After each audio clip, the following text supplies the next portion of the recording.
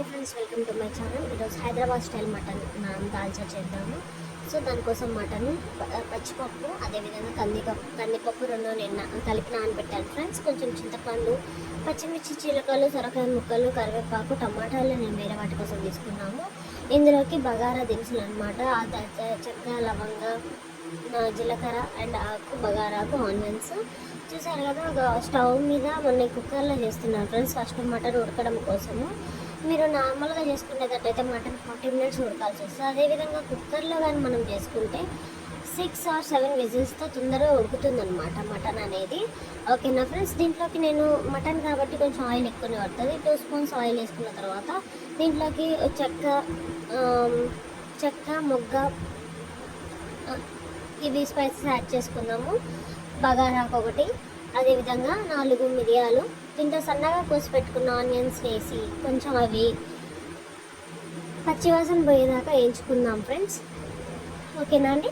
వీటిని అందులో అదేవిధంగా 4 పచ్చిమిర్చి చిలుకలు, అదేవిధంగా కొంచెము కరివేపాకు రెమ్మ వేసి పచ్చివాసన పోయేలాగా వేయించుకుందాము. మంచి బ్రౌన్ కలర్ కాదు కానీ మామూలుగా ఆనియన్స్, పచ్చిమిర్చి వేగిన తర్వాత ఇందులోకి 2 స్పూన్ల అల్లాన్ని యాడ్ చేసుకుందాం ఫ్రెండ్స్. ఇది కూడా కొంచెం పచ్చివాసన పోయేలాగా వేయించుకుందాము. మటన్లో ఎప్పుడైనా కానీ ముందుగానే మనము అన్నీ వేసి ఉడకబెట్టొద్దు. ఫస్ట్ పసుపు అండ్ ఈ విధంగా ఇప్పుడు పసుపు యాడ్ చేసుకున్నాం కదా, పసుపు అండ్ అల్లం పేస్ట్ బాగా ముక్కకు పట్టాలన్నమాట.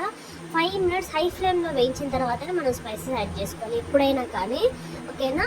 ఈ విధంగా వేగిన తర్వాత దీంట్లోకి మనం మటన్ యాడ్ చేసుకుంటాం అన్నమాట. ఇవన్నీ పచ్చివాసన పోయేలాగా ఏగుతాయి కదా, అవి ఫ్రై అయిన తర్వాత మనం మటన్ యాడ్ చేసుకోవాలి. మటన్లో ఇవి యాడ్ చేసి ఒక 5 మినిట్స్ మనము హై ఫ్లేమ్ మీద దాన్ని ఏం చేయాలంటే బాగా ఫ్రై చేయాలన్నమాట. ఎందుకు అంటే మటన్లో పైన లేయర్ ఉంటుంది కదా, ఆ లేయర్ అనేది మొత్తం పోయి వైట్ కలర్లో వస్తుంది అనమాట. అప్పుడు మంచిగా ఉడుకుతుంది అనమాట. ఆ తర్వాత మనం ఎప్పుడైనా కానీ ఉప్పు కానీ పసుపు కానీ కారం కానీ ఉప్పు కానీ వేసుకోవాలి. ఓకేనా. వీటిని ఈ విధంగా కలుపుకున్న తర్వాత నేను అన్నీ రెడీగా పెట్టుకున్నాను ఫ్రెండ్స్. ఉప్పు, పసుపు, ధనియాల పొడి, గరం మసాలా. ఓకేనా. ఇప్పుడు నేను ఇందులోకి ఉప్పుని, పసుపు, మీకు స్పైసీగా మీరు కారం ఎంత తింటే అంత వేసుకోండి. ఓకేనా. నేనైతే 2 స్పూన్లు వేసుకుంటున్నాను. ధనియాల పొడి, గరం మసాలా, వీటన్నిటిని కూడా ఒకసారి కలిపి ఒక 5 మినిట్స్ హై ఫ్లేమ్ మీద మనం ఫ్రై చేసుకున్నాక ఇందులోకి మనం వాటర్ అనేది యాడ్ చేసుకోవాలి. ఎప్పుడైనా కానీ పసుపు, ఉప్పు అవన్నీ యాడ్ చేసాక ఒక 5 మినిట్స్ హై ఫ్లేమ్ మీద ఈ విధంగా ఫ్రై చేసుకోవాలి. పైన ఆయిల్ వస్తుంది కదా, ఈ విధంగా పైన ఆయిల్ వచ్చినాక ఇది ఏమంటారు మునిగేంత వరకు నీళ్ళు పోయాలి. ఓకేనా అండి. ముక్క మునిగినంత వరకు నీళ్ళు పోసాక వీటిని 5 లేదా 6 విజిల్లలో పెట్టుకుందాం. అంతలో మనము ఇంకొక గిన్నెను, మీరు దేంట్లో దాల్చా చేయాలనుకుంటారో ఆ గిన్నెను తీసుకొని కొంచెం ఉప్పు వేసి కొంచెం నూనె వేసుకోండి. ఓకేనా. నేనైతే ఆ స్పూన్తో ఒక 2 స్పూన్లు వేసుకుంటున్నాను. మీకు కొంచెం ఎక్కువ కావాలంటే ఎక్కువ కూడా వేసుకోండి. ఓకేనా అండి. ఇందులోకి కూడా మనం ఏం చేస్తామంటే మామూలుగా మనము తాలింపుకి వేసుకుంటాం కదా, జీలకర్ర, ఆవాలు, ఈ రెండింటిని యాడ్ చేసుకుంటున్నాను నేను. ఓకేనా అండి. 4 పచ్చిమిర్చి చిలుకలు, కొంచెం కరివేపాకు, కొంచెం ఉల్లిగడ్డలు, ఇవన్నీ కూడా పచ్చివాసన పోయినాక ముందుగానే మనం కోసి పెట్టుకున్న సొరకాయ ముక్కల్ని కూడా వేసుకొని ఫ్రై చేసుకుందాం. ఓకేనా. చూసారు కదండి, మంచి గోల్డ్ కలర్ కాకుండా ఆనియన్స్ అనేవి పచ్చివాసన పోయేలాగా ఫ్రై అవ్వాలి. ఫ్రై అయిన తర్వాత దీంట్లో కొంచెం పసుపు వేసుకుంటున్నాము. చూసారు కదా, పసుపు వేసుకోవాలి కొంచెం. ఇదిలోకి ముందుగా కోసి పెట్టుకున్న సొరకాయ ముక్కల్ని నేను పొడుగ్గా కట్ చేసుకున్నాను. మీకు కావాలంటే చిన్నగా కూడా కట్ చేసుకోండి, అది మీ ఇష్టం అండి. తొందరగా కట్టింగ్ కోసం అనేసి నేను ఇలా పెద్దగా కట్ చేసుకున్నాను. ఓకేనా. వీటన్నిటిని కూడా ఫ్రై చేసుకోవాలి. ఓకేనా. దీంట్లో కొంచెం వాటర్ యాడ్ చేసుకుందామండి. ఓకేనా ఫ్రెండ్స్. కొంచెం వాటర్ యాడ్ చేసి ఏమవుతుందంటే ముక్క అనేది తొందరగా ఉడుకుతుంది అనమాట, సొరకాయ ముక్క. ఒక 5 నిమిషాలు మూత పెట్టేసి బాగా ఫ్రై చేద్దాము. ఇందులో కొంచెం ఉప్పు వేసుకుందాము. ఉప్పు వేయడం వల్ల ఏమవుతుందంటే ముక్క అనేది తొందరగా కుకింగ్ అనేది తొందరగా అయిపోతుంది అనమాట, తొందరగా ఉడికిపోతుంది. ఓకేనా. ఈ విధంగా ఉడికింది కదా, మనము ముందుగానే ఇక్కడ పెట్టుకున్నాం కదా, 3 విజిల్ అయిపోయింది, 5 విజిల్ అయిపోయింది.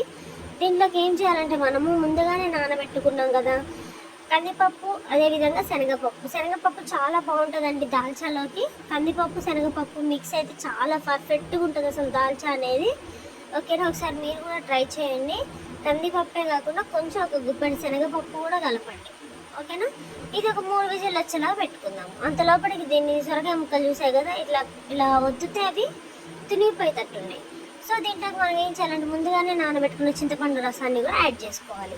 మీకు ఎంత పులుపు కావాలో అంతవరకు యాడ్ చేసుకున్నాక వీటన్నిటిని కూడా దీంట్లోనే కొంచెం పసుపు, ఉప్పు, కారం, వీటి స్పైసెస్ మామూలుగా మనకు దానికి సరిపడే మొత్తం వేసేసి, నేనైతే దీంట్లోనే గరం మసాలా కూడా యాడ్ చేసుకుంటున్నానండి.